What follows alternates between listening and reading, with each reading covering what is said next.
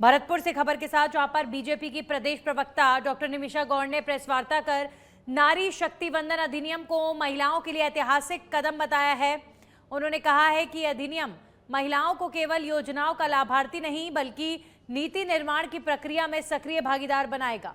उन्होंने बताया कि लोकसभा और विधानसभाओं में 33% आरक्षण से महिलाओं का राजनीतिक सशक्तिकरण मजबूत होगा और लोकतंत्र अधिक समावेशी बनेगा।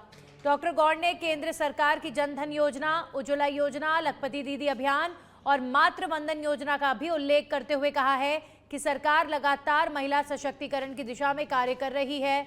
इस दौरान भाजपा महिला पदाधिकारी भी मौजूद रहीं। महिलाओं की भागीदारी बढ़ती है तो शिक्षा, स्वास्थ्य, पोषण, सुरक्षा, जल और स्वच्छता जैसे विषय अधिक प्राथमिकता से सामने आते हैं, जो समावेशी विकास की प्राथमिकता है। और इसकी पृष्ठभूमि एक दशक से निरंतर तैयार की गई और ऐसी तैयार की गई कि आज भारत की नारी कदम दर कदम बढ़ा करके चंद्रयान मिशन से लेकर के राजस्थान के ग्रामीण क्षेत्र तक अपनी अथक भूमिका निभा रही है। एक व्यापक सोच, एक सशक्तिकरण का आधार बना बेटी बचाओ बेटी पढ़ाओ अभियान।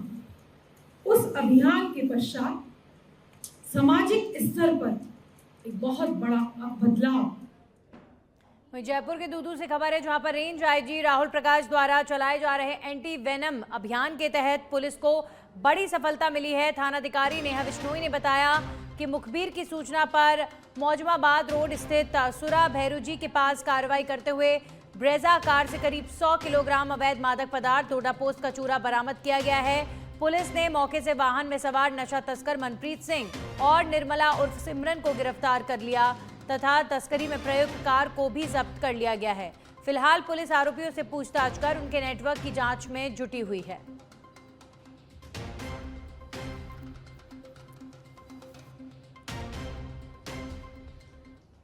तो दूदू पुलिस की बड़ी कार्रवाई, 100 किलो डोडा पोस्त जब्त किया गया।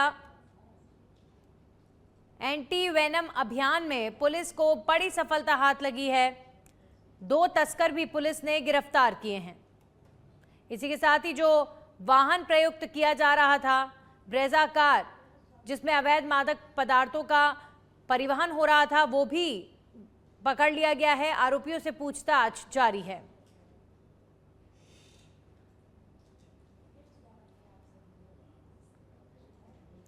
राजस्थान मंत्रालय का कर्मचारी परिषद का 10वां अधिवेशन जयपुर के राजा पार्क स्थित आदर्श विद्या मंदिर में आयोजित किया गया, जिसमें सिविल लाइंस विधायक गोपाल शर्मा ने भी शिरकत की। अधिवेशन में मंत्रालयिक संवर्ग से जुड़ी विभिन्न समस्याओं पर विस्तार से चर्चा की गई और मांग पत्र तैयार कर राज्य सरकार को भेजने का निर्णय लिया गया। परिषद ने सहायक प्रशासनिक अधिकारी को 4200 ग्रेड पे देने और संस्थापन अधिकारी के ऊपर उप सचिव का नया पद सृजित करने, मंत्रालयिक संवर्ग के लिए पृथक निदेशालय स्थापित करने और लंबित पदोन्नतियां जारी करने जैसी प्रमुख मांगें रखी हैं। साथ ही एसीपी भत्तों और सेवा सुविधाओं में सुधार की भी मांग की गई है।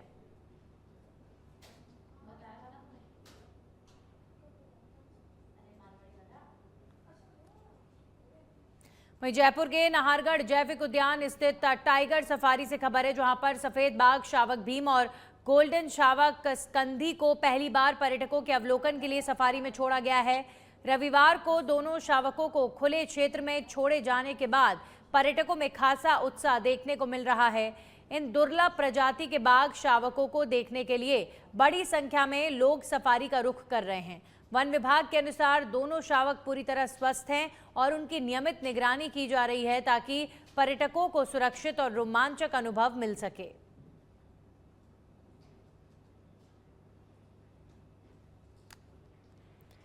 वहीं ब्यावर जिले के विजयनगर के निकटवर्ती ग्राम सथाना में उस समय अफरा तफरी मच गई जब एक बाड़े में अज्ञात कारणों के चलते भीषण आग लग गई। आग लगने से बाड़े में रखा पशुओं का चारा, खाकला समेत अन्य सामान पूरी तरह जलकर राख हो गया। घटना की सूचना पर पूर्व सरपंच अशोक साहू के जरिए पुलिस और नगर पालिका की फायर ब्रिगेड मौके पर पहुंची। साथ ही पानी के टैंकर और ग्रामीणों की मदद से कड़ी मशक्कत के बाद आग पर काबू पाया गया। बाड़े के मालिक गोपाल लाल सेन के अनुसार करीब 12 ट्रॉली खाकला और 2 ट्रॉली चारा जल गया, जिससे लाखों रुपए का नुकसान हुआ है। गांव के अंदर, मेरे बाड़े के अंदर 12 ट्रॉली खाकले की जल गई है, 2 ट्रॉली चारे की जल गई है और नुकसान हुआ जानवरों को खाने के लिए बिल्कुल नहीं रहा। ये कौन से गांव की घटना है? ये स्थाने की आज मेरे गांव के अंदर, मेरे बाड़े के अंदर 12 ट्रॉली खाकले की जल गई है, 2 ट्रॉली चारे की जल गई है और नुकसान हुआ जानवरों को खाने के लिए बिल्कुल नहीं रहा। सवाई माधोपुर के पटेल नगर क्षेत्र में एक छात्र द्वारा आत्महत्या किए जाने की दुखद घटना सामने आई है। जानकारी के अनुसार राहुल कुमार तिवारी नामक छात्र, जो बिहार का रहने वाला था और संस्कृत शिक्षा में पीजी कर रहा था, उसने किराए के मकान की तीसरी मंजिल पर लगे सोलर पैनल के एंगल से लटक कर अपनी जान दे दी। वो मात्र 15 दिन पहले ही पटेल नगर में किराए के कमरे में रहने आया था।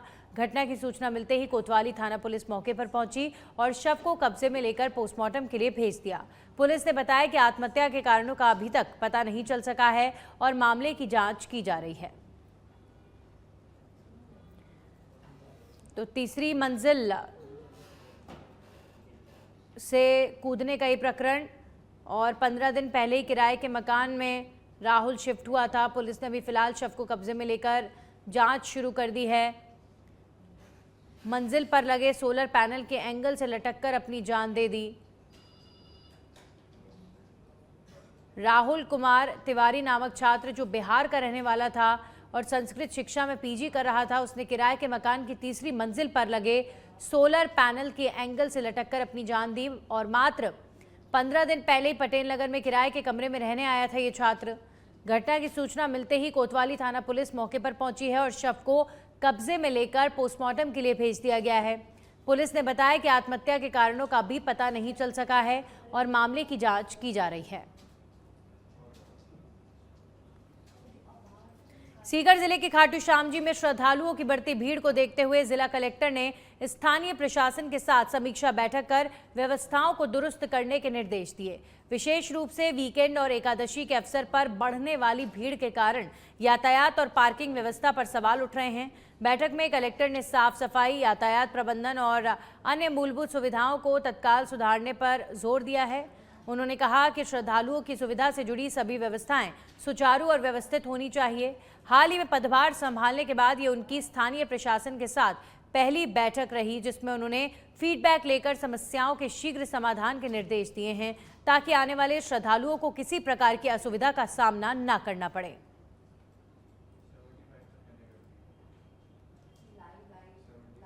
श्याम जी के विस्तार और समस्याओं के बारे में किया गया था, लेकिन यहाँ पे मुख्य समस्या एक तो ट्रैफिक की व्यवस्था अव्यवस्था हो रही है। दूसरा, यहाँ पे जो वीआईपी के नाम से जो दर्शन होते हैं वो बहुत बड़ी समस्या है। इसका समाधान होना चाहिए।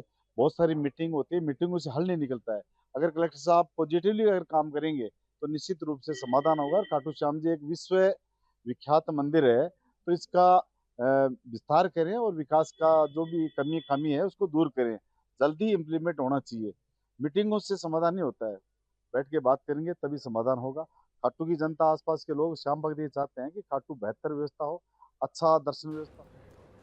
वहीं बारा के अंता से खबर है, जहां पर सोरसन क्षेत्र में खेतों की नुलाइयों में अचानक से भीषण आग लग गई, जिससे आसपास के इलाके में अफरा तफरी मच गई। आग की लपटें तेजी से फैलते हुए मकानों के करीब पहुंच गई, जिससे लोगों में दहशत का माहौल बन गया। पास ही इंडियन गैस एजेंसी होने के कारण स्थिति और भी गंभीर हो गई। ग्रामीणों की सूचना पर नगरपालिका की दमकल मौके पर पहुंची और करीब 1 घंटे की कड़ी मशक्कत के बाद आग पर काबू पा लिया गया। समय रहते की गई इस कार्रवाई से बड़ा हादसा होने से टल गया और किसी प्रकार की जनहानि नहीं हुई है।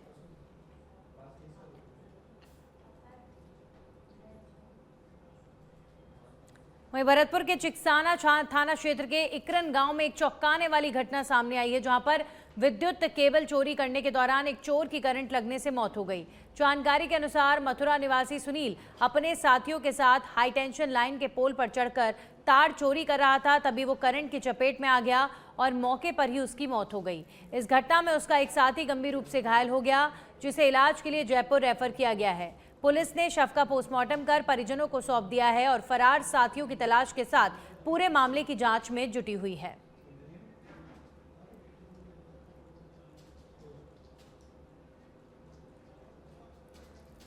पहचान उसके पिता इंद्रजीत द्वारा की गई। मृतक का नाम सुनील पुत्र इंद्रजीत जाति ठाकुर, उम्र 30 साल, निवासी कृष्णाधाम कॉलोनी, मथुरा, थाना हाईवे मथुरा, जिला मथुरा।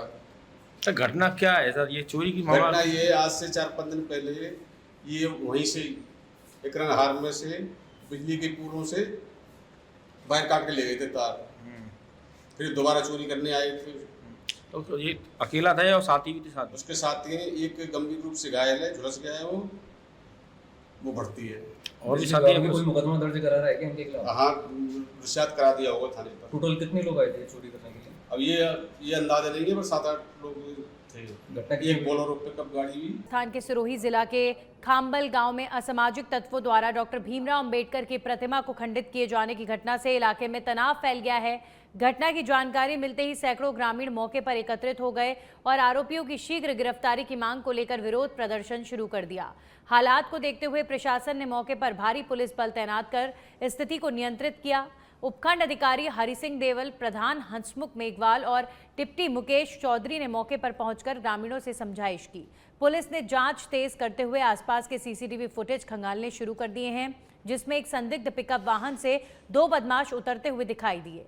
प्रशासन ने जल्द आरोपियों की गिरफ्तारी का आश्वासन दिया है। वहीं ग्रामीणों ने चेतावनी दी है कि समय पर कार्रवाई नहीं होने पर आंदोलन तेज किया जाएगा।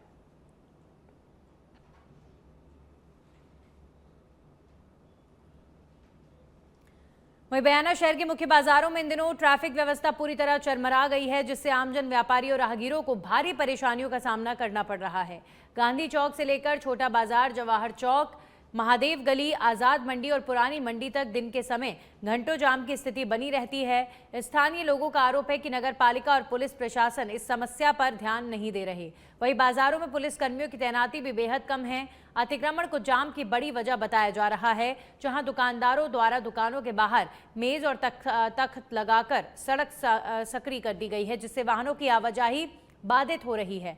व्यापारियों का कहना है कि जाम के कारण ग्राहकों की संख्या घट रही है और उनके व्यवसाय पर असर पड़ रहा है। आमजन ने प्रशासन से जल्द ठोस कदम उठाकर ट्रैफिक व्यवस्था सुधारने की मांग की है, ताकि लोगों को राहत मिल सके।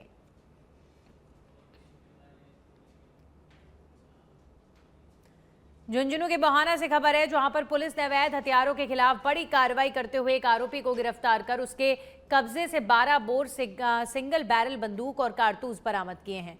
पुलिस को गश्त के दौरान मुखबिर से सूचना मिली थी कि एक व्यक्ति कोहाड़वास की पहाड़ियों में हथियार लेकर घूम रहा था।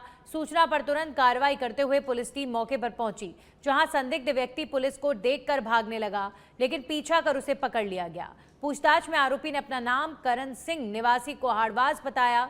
तलाशी के दौरान उसके पास से 6 जिंदा और 7 खाली कारतूस भी बरामद किए गए। आरोपी के पास हथियार का कोई वैध लाइसेंस नहीं पाया गया, जिस पर पुलिस ने आर्म्स एक्ट के तहत मामला दर्ज कर उसे गिरफ्तार कर लिया। पुलिस मामले की आगे की जांच कर रही है और हथियार के स्रोत और उद्देश्य का पता लगाने में जुटी हुई है। उज्जैन जिले की वड़नगर तहसील के ग्राम झालरिया में 3 वर्षीय मासूम भागीरथ के बोरवेल में गिरने के बाद से लगातार रेस्क्यू ऑपरेशन जारी है। गुरुवार रात हुए इस हादसे के बाद प्रशासन, पुलिस और रेस्क्यू एजेंसियां पूरी ताकत के साथ बच्चे को सुरक्षित बाहर निकालने में जुटी हैं। एसपी प्रदीप शर्मा के अनुसार एनडीआरएफ और एसडीआरएफ टीमों ने बच्चे को करीब 75 फीट गहराई पर लोकेट किया है और कैमरों के जरिए उसकी निगरानी की जा रही है। इंदौर, उज्जैन, एसडीआरएफ, हरदा की स्पेशलिस्ट टीम और भोपाल से पहुंची एनडीआरएफ टीम मिलकर रेस्क्यू में जुटे हैं। मौके पर जेसीबी और पोकलेन मशीनों से समानांतर गड्ढा खोदकर टनल बनाई जा रही है, ताकि वैकल्पिक रास्ते से बच्चे तक पहुंचा जा सके। प्रशासन ने क्षेत्र को कॉर्डन ऑफ कर दिया है, भीड़ न लगाने की अपील की है। वहीं पूरे ऑपरेशन पर लगातार नजर रखी जा रही है।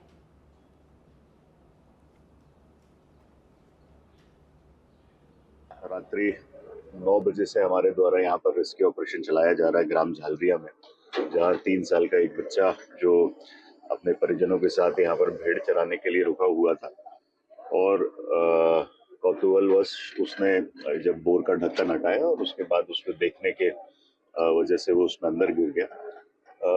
अभी जो हमारी एनडीआरएफ और एसडीआरएफ की टीम है जो भोपाल और हरदा और इंदौर से आई हुई है, उनके द्वारा करीब 75 फीट पर बच्चे को लोकेट किया गया है और अंदर कैमरा भी डाला गया है और उनके जो डिवाइसेस हैं वो भी डाले गए।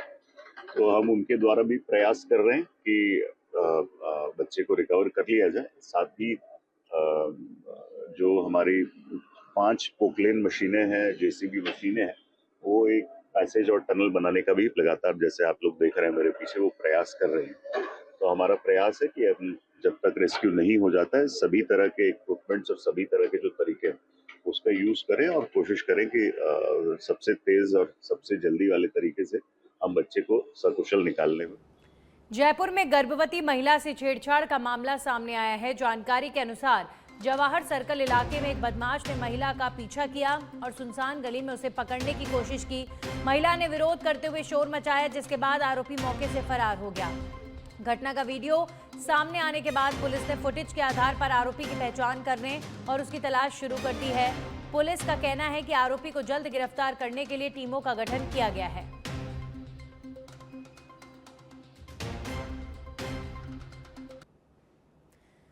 तो सीसीटीवी फुटेज देखिए और इस तस्वीर को देखकर आप अंदाजा लगा पाएंगे कि कितने बेखौफ बेशर्म ये लोग जो आए दिन सड़क पर महिलाओं के साथ, युवतियों के साथ छेड़खानी की वारदातें कर रहे हैं। और आप देखिए एक महिला जो चुपचाप एक गली से गुजर रही है, ये व्यक्ति वहां पर आता है महिला को गलत तरीके से पकड़कर, और जब महिला चिल्लाना शुरू करती है तो वहां से भाग जाता है। अभी फिलहाल इस मामले को लेकर पुलिस जांच पड़ताल में जुटी हुई है। वहीं जयपुर में राजस्थान बिजली वर्कर्स फेडरेशन का प्रदेश अधिवेशन आयोजित किया गया है। मीडिया से बात करते हुए एटक की राष्ट्रीय महासचिव अमरजीत कौर और इलाहाबाद हाईकोर्ट के पूर्व मुख्य जस्टिस गोविंद माथुर ने बताया कि अधिवेशन में बिजली क्षेत्र के भविष्य और कर्मचारियों के हितों पर गंभीर मंथन हुआ है, जिसमें बिजली जैसे सार्वजनिक उपक्रमों को बेहतर बनाने पर जोर दिया गया। साथ ही कई महत्वपूर्ण प्रस्ताव भी पारित हुए। कार्यक्रम में प्रदेश भर से करीब 400 प्रतिभागी शामिल हुए। विशेष के अंदर भी अभी भर्तियां रुकी हुई हैं और बहुत सारे काम आउटसोर्सिंग पे दे रहे हैं और डिस्ट्रीब्यूशन को प्राइवेटाइजेशन की तरफ बढ़ाने की कोशिश कर रहे हैं। प्रोडक्शन तो जनता के पैसे से घाटे का सौदा सरकार करे और जब उसकी डिस्ट्रीब्यूशन हो और उसमें से मुनाफा कमाना हो तो अडानीज और अंबानीज कमाएं, तो ये गलत बात है। और फिर अगर उस तरीके का बिल पास होता है तो होगा क्या कि जैसे हर स्टेट गवर्नमेंट को अधिकार है कि वहाँ के किसानों को कोई सब्सिडी देनी है तो दे सकते हैं। आपने वहाँ के लोअर इनकम ग्रुप के लोगों को फ्री बिजली कुछ यूनिट्स तक देनी है तो आप फैसला ले सकते हैं। आपने एजुकेशनल इंस्टीट्यूशंस को या हॉस्पिटल्स को या जो छोटा लेवल का उद्योग है उसको आप सस्ती बिजली दें ताकि वो प्रोडक्शन ठीक से कर पाए तो आप दे सकते हैं। पर ये अगर बिजली का ये बिल पास होता है तो उससे ये सारे अधिकार राज्य सरकारों से छीन लिए जाएंगे और उसमें क्लियर लिखा है कि आप जिनको प्राइवेट सेक्टर में बिजली को देंगे वितरण के लिए उनको आपने जितने का ठेका दिया हुआ है वो जो हमारे नए अमेंडमेंट आ रहे हैं इलेक्ट्रिसिटी एक्ट में और उसी तरह से और लेबर कोड के अंदर जिस तरह से पुराने हमारे 29 श्रम कानूनों को बदल करके 4 जो लेबर कोड आ रहे हैं उसको लेकर के बहुत विवाद है और वो जो अधिकार लंबे वर्षों के अंदर से प्राप्त किए गए हैं ऐसा लगता है कि वो पूरी तरह ख़त्म हो जाएंगे। इसीलिए मैं वर्कर्स के साथ अपनी इस अधिवेशन में उनके साथ एकजुटता प्रदर्शित करने के लिए आ रहा हूँ और मुझे लग रहा है कि ये बात एक इतनी महत्वपूर्ण बात है जो कि व्यापक रूप से सभी लोगों के बीच जानी चाहिए कि इन एक्ट्स का जो नए श्रम कानून आ रहे हैं पुराने को ख़त्म करके उसका इफ़ेक्ट आम आदमी पर कितना पड़ेगा। मैं ये समझता हूँ कि इससे कई अधिकार जो लंबे समय के अंदर संघर्षों के द्वारा। वहीं अलवर के खेड़ली से खबर है जहां पर कठुम्बर विधानसभा क्षेत्र को विकास की एक बड़ी सौगात मिली है और करीब 40 करोड़ रुपए की लागत से बनने वाली एमडीआर सड़क का शिलान्यास राजस्थान के गृह राज्य मंत्री जवाहर सिंह बेडम और विधायक रमेश खींची ने किया। ये सड़क का वडोदा मेव से हलैना तक बनेगी जिससे इलाके में कनेक्टिविटी मजबूत होगी। शिलान्यास के मौके पर जनसभा को संबोधित करते हुए गृह राज्य मंत्री ने क्षेत्र के विकास और पानी की समस्या के समाधान को लेकर बड़ी बातें कही हैं। वर्षों में पूरे राजस्थान की प्रत्येक विधानसभा क्षेत्र में जिस तरह से उन्होंने विकास के नए आयाम स्थापित किए हैं निश्चित रूप से न भूतो न भविष्यति आपके क्षेत्रीय विधायक आदरणीय रमेश खींची साहब जिस तरह से क्षेत्र के विकास के लिए चिंतित रहते हैं, हर मंत्री से माननीय मुख्यमंत्री जी से लगातार प्रयासरत रहते हैं कि मेरे कठुमर विधानसभा क्षेत्र का चहुमुखी विकास हो, और आज उन्होंने एक नया अध्याय जोड़ने का काम किया जो MDR 357 है। हलेना से बड़ौदा मेव तक 40 करोड़ रुपए की लागत से उसका रोड का चौड़ाईकरण होगा, सुदृढ़ीकरण होगा, और हलेना तक के लोगों को बाया खेड़ली और कठुमर के एरिया में होते हुए एक्सप्रेस वे पर पहुंचने की जो सुलभता होगी, निश्चित रूप से कठुमर विधानसभा क्षेत्र के विकास में को नई गति मिलेगी और यहाँ के लोगों को अधिक सुविधाएं मिलें, इसके लिए चिंतित रहते हैं। पानी की चिंता कर रहे हैं, रोड कनेक्टिविटी ठीक की है, हॉस्पिटल अच्छे हों उसकी व्यवस्था कर रहे हैं। मैं समझ सकता हूँ कि भारतीय जनता पार्टी के लोगों का यही सोच रहता है कि हम वहीं डूंगरपुर शहर के नया महादेव मंदिर परिसर में भगवान परशुराम जी के मंदिर का पहला पाटोत्सव बड़े ही धूमधाम से मनाया गया। इस अवसर पर विप्र फाउंडेशन और सर्व ब्राह्मण समाज की ओर से 5100 मंगल कलशों के साथ भव्य शोभा यात्रा निकाली गई, जिसमें हजारों की संख्या में समाज के महिला पुरुष शामिल हुए। शोभा यात्रा गेपसागर की पाल स्थित श्रीनाथ मंदिर परिसर से शुरू होकर शहर के विभिन्न मार्गों से होती हुई महादेव मंदिर पहुंची, जहां भगवान परशुराम महादेव और हनुमान जी के दर्शन किए गए। इस दौरान पूरे शहर में जयकारों की गूंज रही। मंदिर परिसर में ध्वजा परिवर्तन के बाद महाआरती और महाप्रसाद का आयोजन किया गया। सागर की पाल से भगवान श्रीनाथ जी के मंदिर से गाजे बाजे के साथ में 4 तो बग्गियां थी, 5 घोड़े और महिलाओं की इतनी लंबी कतारों के साथ में नाचते गाते परशुराम का झनकारा देते हुए ये पूरी टीम हमारे नवा महादेव परशुराम भगवान के यहाँ पधारे। फिर वहाँ पे इंदौर के हमारे रामदास जी स्वामी के मुख्य आतिथ्य में कार्यक्रम संपन्न हुआ। इस प्रकार से ब्राह्मणों का सैलाब इस कार्यक्रम में उपस्थित रहा।